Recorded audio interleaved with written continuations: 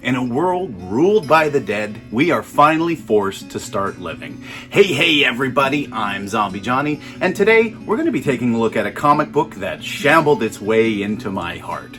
This is The Walking Dead. The Walking Dead was written by Robert Kirkman and illustrated by Tony Moore and Charlie Adlard. The Walking Dead had an original run from October of 2003 to July of 2019 and was published by Image Comics. The story of The Walking Dead opens with officers Rick and Shane arriving at a scene with a man wielding a gun. In the firefight, Rick is shot and seriously injured. Rick then wakes from a coma in a hospital room. Rick collapses out of bed, finds his clothes in a drawer and stumbles out of his room, calling out for anyone to help. With no response, Rick finds himself completely alone in the hospital. He tries the elevator, and a rotted corpse falls out. He moves away from the corpse. Shocked and frightened, he heads towards the cafeteria. He notices the cafeteria is boarded up. Out of curiosity, he opens the cafeteria and stumbles upon a horde of rotted and half-eaten people. The horde shambles after Rick. One of them grabs a hold as they tumble down the stairs. The rotted person lands on his neck, severing his head in the process. Rick then quickly gets up and uses his belt to seal the doors shut. He leaves the parking garage of the hospital and heads outside. The outside world is in disarray. Rick then comes across an emaciated corpse. It's a girl lying next to her bike. Rick is overrun with emotion. He begins to cry and collapses to the ground. Collecting himself, he grabs the bike and rides off. Arriving at his house, he finds it in a serious state of disrepair. He clears the house and doesn't see his wife or son. He heads back outside and is struck in the head by a shovel. A young boy and his father hover over Rick. The father realizes Rick is alive and they bring him into their house. The father and son are just about to eat dinner when Rick wakes up. They invite Rick to join them. After dinner, Rick and the man discuss how Rick has been in the hospital and has no recollection of what happened to the world. The man informs Rick there has been no radio, no television or bulletins for some time now. The general populace was told to go to bigger cities for protection. The man and his son decided to take their chances and stay behind in the smaller town. Rick figures that's where his wife and child would have ended up, in Atlanta, where his in-laws are. Atlanta is only a short distance from where they are. Rick then invites the father and son to go for a shopping trip. Rick takes them to the local police department, where they formally introduce themselves. The man is Morgan, and his son is Dwayne. The three of them stock up in the armory, and Rick gets himself a fresh officer's outfit. Rick then takes Morgan and Dwayne out the back of the police station and gives them a set of keys for the other police cruiser. A corpse then suddenly rattles against the fence. Rick arms himself and is about to shoot when Morgan tells him to stop. He says to leave the corpse be. You might need that bullet later. Rick opens the gate for Morgan and Dwayne and they go their separate ways. Rick heads back to the girl who he saw earlier outside of the hospital. Rick then puts her out of her misery. He then sets out for Atlanta. After a short while, he runs out of gas and sets out on foot. He stumbles upon a farmhouse and enters. He finds a gruesome scene inside the house. He makes his way out of the back of the house and finds a horse stable. He sets out on horseback and makes his way to Atlanta. As he makes his way through the streets, he is surrounded by corpses who dismount him and begin devouring his horse. He fires wildly and swings his axe to avoid the horde. He escapes into an alley where he meets a young man. The young man tells Rick to follow him and to stop using his gun. It only attracts more corpses. They climb up a fire escape and begin to leap from rooftop to rooftop. They make their way out of the city after heading down another fire escape. Rick and the young man make it to the outskirts of the city, and Rick explains to the young man that he has been in a coma for a month. The young man then explains that if he had any family in Atlanta, they were all dead. Rick begins to break down, and the young man insists that he follows him back to camp, where there are more survivors. Suddenly, Rick's wife Lori and son Carl burst out of the camp and embrace Rick. Then, out of the crowd comes his old partner Shane. Officer Shane had kept Rick's family safe while he was in the hospital. Rick is introduced to the camp. Old man and RV owner Dale, sisters Andrea and Amy, mother and daughter Carol and Sophia, Alan and his wife Donna, with twin boys Ben and Billy, former mechanic and canned bean lover Jim, and the young man who saved Rick's life, Glenn. And this is where our survival begins.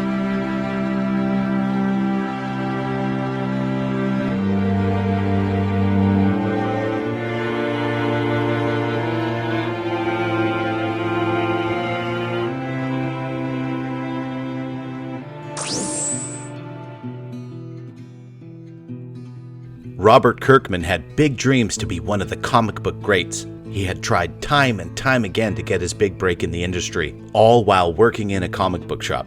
Kirkman had opened credit card after credit card to fund his dream. Enlisting the help from his good high school friend Tony Moore, they created Battle Pope, which they released independently on Kirkman's own Funkotron label. He then went on to create Invincible, getting his foot in the door with the Canadian Todd McFarlane, co-founder of Image Comics. Then, Kirkman booted the door down along with Tony Moore once again, and blew the brains out of every reader with The Walking Dead. This was all during the zombie boom of the early 2000s, fitting right in with Resident Evil, 28 Days Later, the Dawn of the Dead remake, and Shaun of the Dead. So, of course, it was coming out at the perfect time. Once again, Kirkman was in the right place at the right time.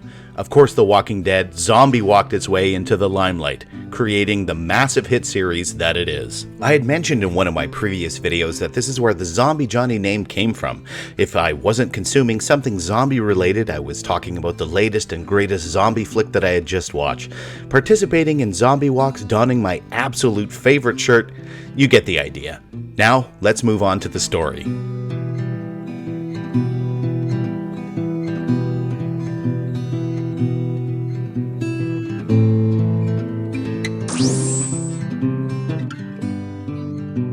The series was initially intended to be a continuation of the Night of the Living Dead series, hence the black and white style of the series. Kirkman had also presented The Walking Dead as a quote-unquote never-ending zombie tale. That, of course, isn't the exact truth, but it's pretty damn close. With its extended universe and dedicated viewership, I can't see the Walking Dead franchise slowing down at any time. So, a little backstory on my reading history with this series. I began purchasing this series just shortly after the initial release of the graphic novels. I collected them until volume 12 or 13. I stopped collecting them, sold them off, except for volume 1, and never really looked back on the series. I noticed that they were releasing compendium editions, so I decided it was time to start reading it again. The series had been in the back of my bonnet for a long time, so I figured it was the perfect opportunity to start collecting them again with the compendium editions. So the end of Compendium 1 is where I initially read back when I started the series when it was first released. This also correlates to where I watched the show until as well, but for some reason I remembered a lot more of the comic than I had initially read, where it was all truly new to me nearing the end of Compendium 2. So now let's actually talk about the story. I will be frank here, the series becomes so miserable for so long. How many horrible things can happen to these people? It gets really tiresome. I became so desensitized because it felt like there was no weight to losing someone. There are some huge losses in the main group of characters, and by Compendium 3, hate to say it, I really didn't care. By that point, I had no attachment to anyone. It was really a revolving door of characters and character deaths. Get introduced to a new character? Dead. Make a connection with a new character? Dead. Cool things happen? Dead. Things became so miserable that there was no impact to the events taking place. Maybe that is the point of the whole story, because the main characters actually hold many conversations saying this same exact thing. Someone died, who cares, move on. I mean, yeah, it's kind of a macabre way of looking at things, but in their reality, it's almost an everyday occurrence. You're still alive, move on, make the best of what you got. The story can be pretty long-winded at times, making it a little daunting. I completely understand the reasoning for this. You can't have a series with just killing endless waves of zombies and ne'er-do-wells. There ends up being a lot of planning and plotting. Of course, this would take some characters having deep conversations, so yes, there are some info dump moments where the conversation is pretty wordy. But, like any zombie-themed tale, it becomes more about the people and their emotions and not about zombies. Roamer, Lurker, Biter, they have many names in this series. I don't know if they're ever actually called zombies at all. I will say this, it is paced quite well. The story ebbs and flows at the appropriate times to keep you locked in. The way I handled this series was read a few pages, then process. Read, process, read, process. Put this heavy story down after a few pages and reflect on what is happening. With a story like this, I feel it is important to take a break and reflect on what had happened in the past few pages. Sometimes it comes at you so fast that you need a break. Getting closer and closer to the conclusion, I found myself really wanting it to end. I had maybe 2 chapters left and it felt like an eternity to finish. There was something about the pacing of the story or how the dialogue was structured that it made the story feel really long-winded. It took me longer to finish Volume 4 than any other volume. I still found it almost hard to pick up. I would read a couple pages and then put it down just to try and keep myself engaged with the story. It was a task in itself. Though maybe it had something to do with the fact that I wasn't quite ready for the story to end. Every turn of the page meant I was getting closer to the final page. No. Actually, it was a bit of a slog to get to the final pages. Though it did turn out that the series had a pretty memorable ending, and it's a fun little tag that you get to see the progress of the surviving characters. Okay, with all that over with, I will state I am going to talk about certain characters, so spoiler warning ahead. Let's talk about Negan. Big Bad Negan. I didn't feel intimidated by his presence in the slightest. He is a long-winded, obnoxious, over-cussing, pompous asshole. I found him absolutely insufferable. But just before Big Bad Negan is introduced, we are given the gift of Jesus. He is by far my favorite character. He's like Kung Fu Big Lebowski stealth ninja Jesus. How could you not like this guy? His real name is Paul, but everyone calls him Jesus. I was calling him Jesus for a while, and I would alternate between the two, Jesus and Jesus. He more or less made this arc of the story bearable for me. There are a couple of things that I don't want to get into because they're huge spoilers, but yeah, he redeemed this whole thing. Not to spoil too much, but hey, we are still in spoiler territory. The ending of Negan and his reign is so uneventful. It's lame. I was actually really disappointed with the ending of his story arc, so be aware of that. Really though, there are a lot of amazing arcs and a lot of amazing storytelling throughout the entire series. Some of my favorite arcs include the Atlanta Camp arc, the Farm arc, the Prison arc, and the Whisperers arc. I think overall the Whisperers are a very cool, very imaginative concept that I really enjoyed. In reality, there are so many amazing pieces of storytelling that made the read-through very memorable.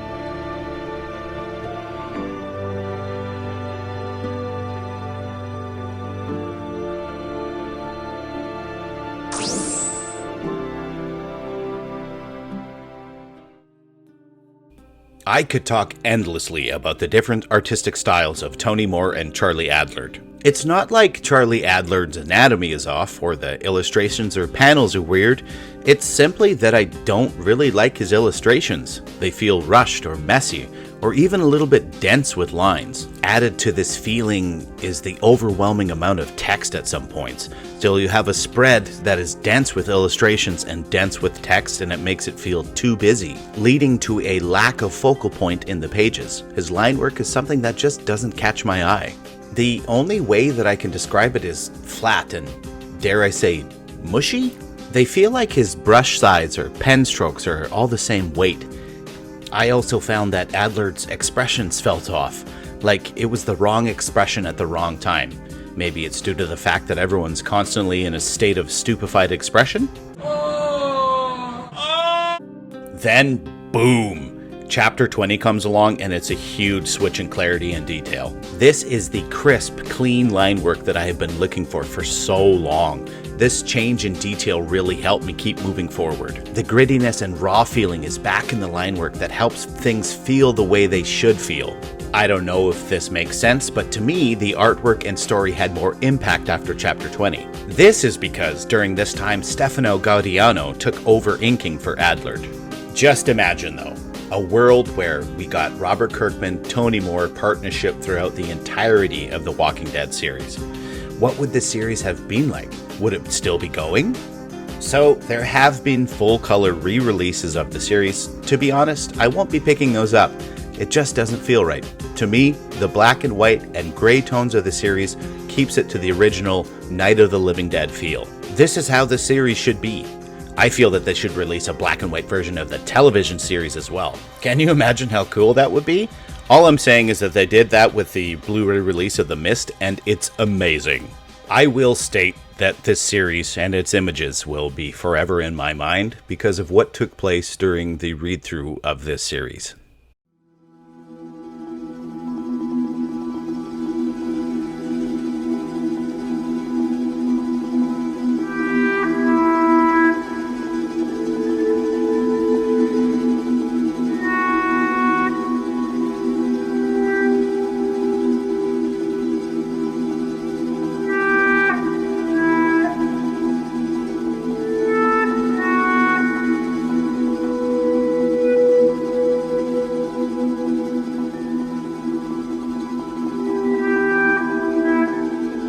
In the late afternoon, at the beginning of June, my community was evacuated due to ever-encroaching wildfires. If you are one of the people who took these photos while you were evacuated, please let me know and I will credit you. We packed up our things, loaded them into our truck, dog, cat included, and we hooked up our camper and drove. Drove away from danger. Drove into the unknown. Drove until the middle of the night until we found somewhere to stay. We ended up in a community 6 hours away from our home. We ended up in a campground, and much like the characters in the story, we lived in our camper for a month. Yes, I will give credit to the characters in the story. They stayed in it a lot longer than we ever did, with a lot more people. But on a small scale, I do feel their pain. I mean, we weren't surviving off the land with endless waves of undead around every corner, but at times it sure did feel like that. The funny thing is that just before we were evacuated, I had that thought. What would I do in that situation? Would I do exactly what I did in my situation? I'd grab my kids, my family, my pets, my truck, my camper, and as many supplies as I could realistically bring with me. In that situation, it felt like I was constantly busy or dealing with something, but in reality, it was a lot of this. Well, Bobo was going to record something, but you decided to be crazy. Oh, yes. Too far. Sorry, Bobo. Still got it.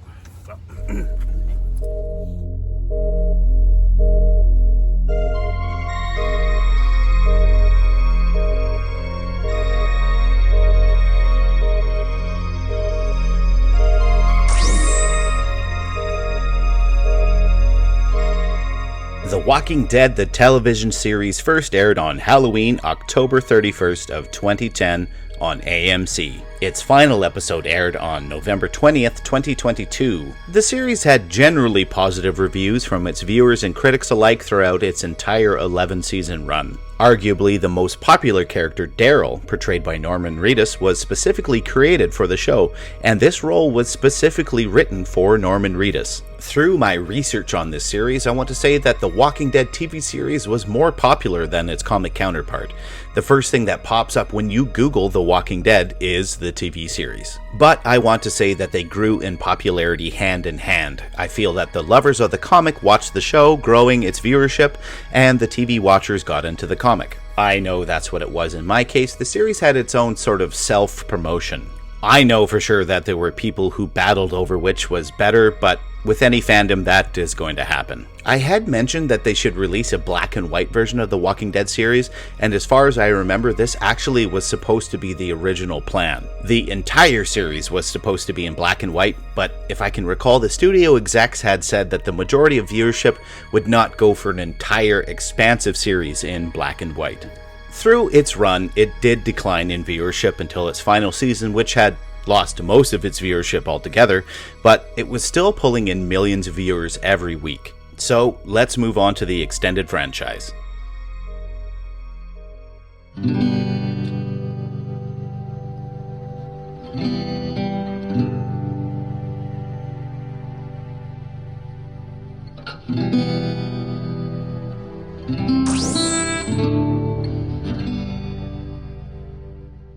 Action figures, apparel, video games, decor, crossovers, tabletop games, spin-off television series, novels, anything you can think of they have, including this, a whole whack of spin-off comic series, a whole whack of television series, a whole whack of video games, Negan being featured in Mortal Kombat. The franchise is worth millions and millions. And the list goes on. I think by Kirkman saying it would be a never-ending zombie story, he meant it would be a never-ending zombie franchise. The franchise itself is estimated to value over $100 million.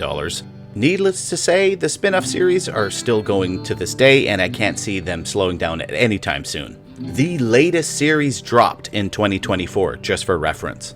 Though the franchise has grown to what it is today, it did come with its own trials and tribulations.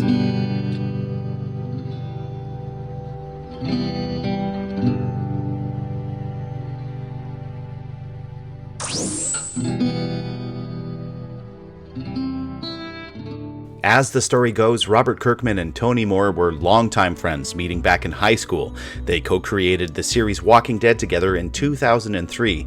After the series took off, Tony Moore sued Robert Kirkman because he was not being compensated for the booming success of the series. There was a court case, and Tony Moore not signing papers and contracts was creating issues with the development of the Walking Dead television series. Robert Kirkman claims that Tony Moore was only signed for the first 6 volumes of the series as a penciler, inker, and gray tones, and wanted to part ways with the artist because he was having a difficult time fulfilling the deadlines for the series. Tony Moore was claiming that he was credited as co-creator, so technically he would own 50% of the series, and thought that the papers he was signing were for the television series and not for the ownership of the series. So Tony Moore eventually filed another lawsuit saying that he was deceived and signed the papers not fully understanding what he was signing.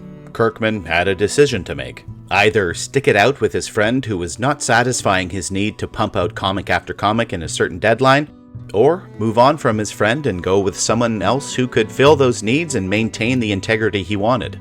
Out with Moore, in with Adlard. Charlie Adlard was signed onto the series and started working on the 2004 release of issue 7. Finally, in 2012, Robert Kirkman settles with Tony Moore, and both parties are happy with the settlement and can move on with their lives. Unfortunately, their friendship never rekindled after this. Whichever side is right doesn't really matter. Either way, it's ugly on both parts.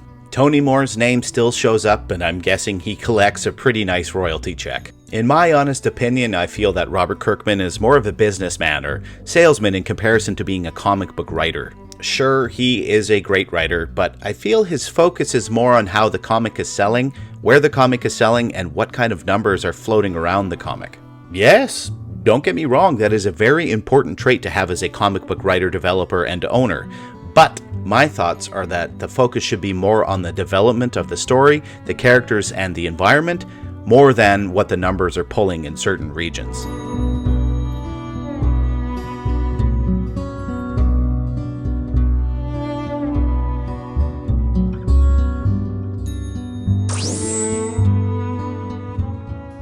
This series is a huge investment, both financially and time-wise. The shelf space isn't too bad. I mean, it takes up the same amount as any other collection does, much like my other deluxe series or compendium or omnibus that I have ever owned. They are very cumbersome to get through. They are large, heavy, and awkward. They aren't built to last either. They are pretty much 5 or 6 graphic novels smashed together with the same glue binding. So not really meant for longevity, they are meant for cost effectiveness and convenience. I try my darndest to keep my books in immaculate condition for future reads, but with these editions I wasn't too broken up about them being a little roughhoused. There are multiple different ways to read this series, including the comic book issues, the graphic novels, compendiums, omnibus editions, box sets, hardcovers, you name it, they've got it. I'd say the compendium editions are a great way for someone who is just looking to get into the series to pick it up. They are fairly affordable and they don't take up a huge amount of space. My only gripe with them is that yes, you are paying a decent price for what you're getting, but you don't get anything special along with it. No gallery or author's notes. Not even a single cover gallery in the back of the pages. So in buying the compendiums, just know that it's cover-to-cover comic with no added flair. Another reason why I went with the compendiums is because yes, the hardcover omnibus editions are incredibly nice looking. They are double the price for half of the page count. Overall, The Walking Dead will always be one of the top long-running series. It's a great read, it's worth having in your collection in whatever way you decide to purchase it, and yes, it does look good on a shelf.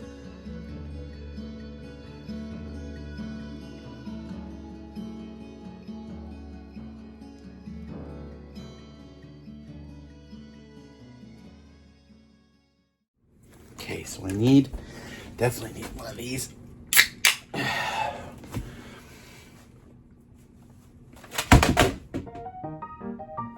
Thank you so much for watching, everybody. Today, I had to bring down my trusty iPad because I have so many things to talk about. I'm going to go through a quick list of them later on after this, but this is kind of our evacuation summary. I made a little clip show, so enjoy.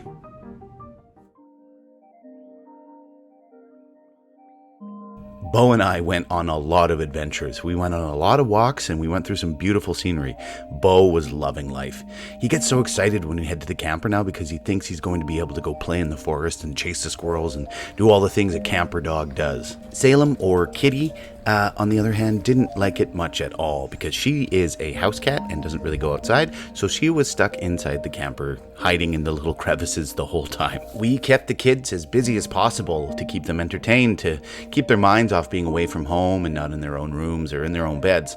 They enjoyed it. I figured it would end in the kids would never want to go camping again, but hey, they still love to go camping. They're excited to go to the camper, so I mean, that's a win there. We kept them busy with things like going swimming, going to water parks, going to the zoo, and it just kept their minds off things. It also kept Nicole and I's minds off things, so long story short, kids had a blast. So the community we landed in was called Dauphin, or as my children call it, Dolphin. It's not a very big community, but they have a couple of shops there that really impress me. One of them is a retro-themed brewery named the Obsolete Brewing Company. All of the beers are homemade and they are themed after retro media and retro video games. The Golden Axe beer was my favorite. Just around the corner from the brewery was a game store named Go Beyond Games, which was absolutely amazing. I could have gotten myself into a lot of trouble in that store. Thankfully, I walked out of there with only spending $100. Added a couple of things to the collection and also added that, whoa, this Evo Moment 37 pixel frame, which I absolutely love. The game store was literally floor-to-ceiling video games, board games, card games, trading card games, whatever it was, you name it, they had it. So the other really cool thing is that the Obsolete Brewery and Go Beyond Games collaborate in creating retro-themed beers, and Go Beyond Games would give the brewery retro-themed signs, arcade cabinets, to really seal the deal with the retro theme. I forgot to mention that the brewery had a tip jar that was a repurposed Atari 2600. These two shops alone just blew me away, and it was such a cool thing to be able to experience that and just once again take my mind off things.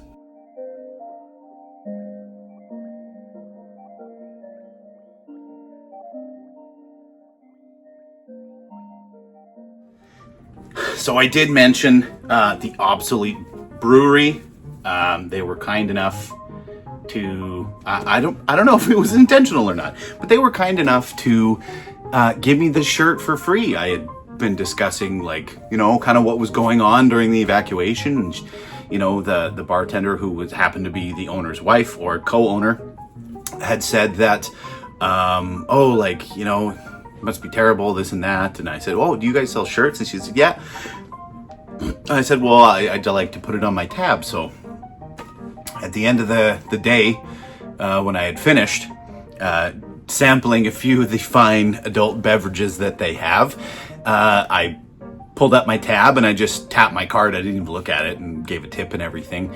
And then I went around the corner to the video game shop, Go Beyond Games, and I had looked at my phone like, oh, they didn't charge me for the shirt. So after I finished at Go Beyond Games, I went back to the Obsolete Brewing Company, and the owner wasn't there anymore, and it was some other girl. And I was like, oh, why would she just be like, oh, she didn't charge you for the shirt, then whatever. So I just said, I hope she didn't forget it. But, I like to think that out of the kindness of her heart, she gave me the shirt for free. I would have gladly paid for it at that point in time anyway. But yes, here we are once again. Shout outs, Obsolete Brewing Company. Oh, so here we go. For one, this is the top of the list. I drank a lot of beer. It was forced camping. What am I supposed to do? Not have fun? Or, As always, gotta do a shout out. Gotta do some shout outs here. But this is the third video in a row, I believe. Shout outs to the Barefaced General Store. There are some of these stickers on the back of my iPad, such as this one here, the ramen bowl. I love they did like a VHS. I can't remember which artist did it. I wish I had written it down, but they did a VHS tape sticker set, and I of course bought all the VHS sticker sets. This one came from package that I had ordered from them. This is the High Bear sticker. This bowl of ramen, which I absolutely love. And then the Stay Pony Golden Boy, which is like super Winnipeg represent. But yeah, shout outs once again to the Barefaced General Store. Check them out. Link in the description. Another big shout out. Good buddy of mine, Zach, Mr. Robo Dude himself. Let's get right in it. Let's crack this, baby. Ooh. Big shout outs to Zach. He's streaming some awesome games. Please go subscribe, follow, like, become an active member of Zach RoboDude's community. Please, link in the description, RoboDude TV. Big shout outs to Zach. Last thing on the list, of course, as always, I hope everyone is staying happy, healthy, and safe.